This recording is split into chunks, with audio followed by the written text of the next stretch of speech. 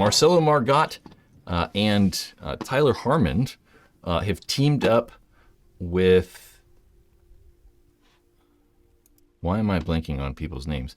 Cena from Go Sports, and then also Quinn, who I don't know, but Quinn has started Iconic Paintball. It's like a, we'll say like website where we can like talks about pro paintball. I keep meaning to talk about some of the articles he's written. I just haven't done any live streams in so long that it's just not happened. But they're kind of restarting fantasy paintball.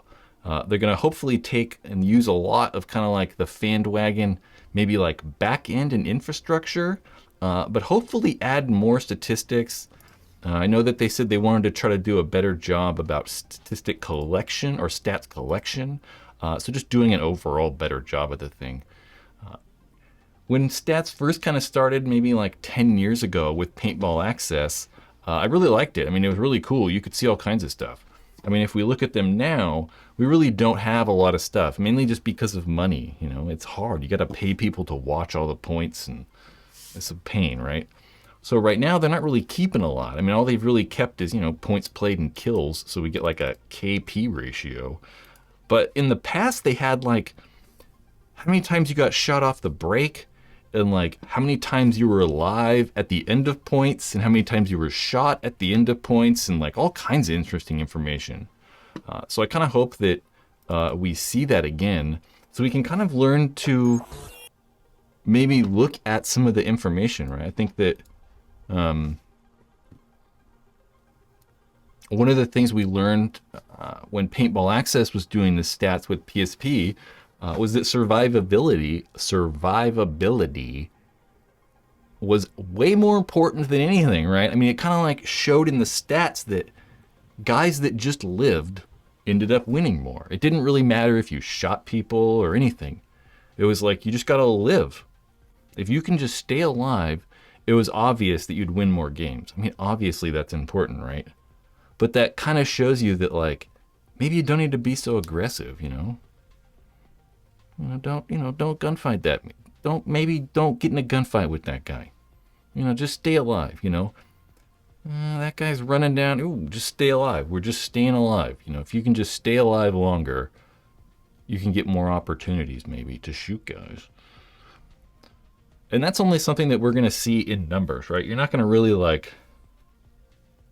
maybe come to that conclusion outside of the statistics. So I think it's cool that we're starting stats up again and maybe kind of taking that seriously.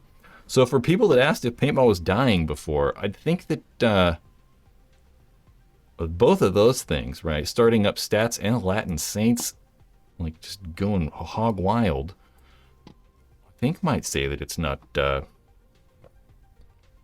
dying. Brandon, it was inconsistent stats too. Apparently 5, I don't know which ones you mean. But yeah, I never really, I mean, back in the day when they were doing stats, when they had like way more people doing it, you know, when they first started, it was probably pretty good.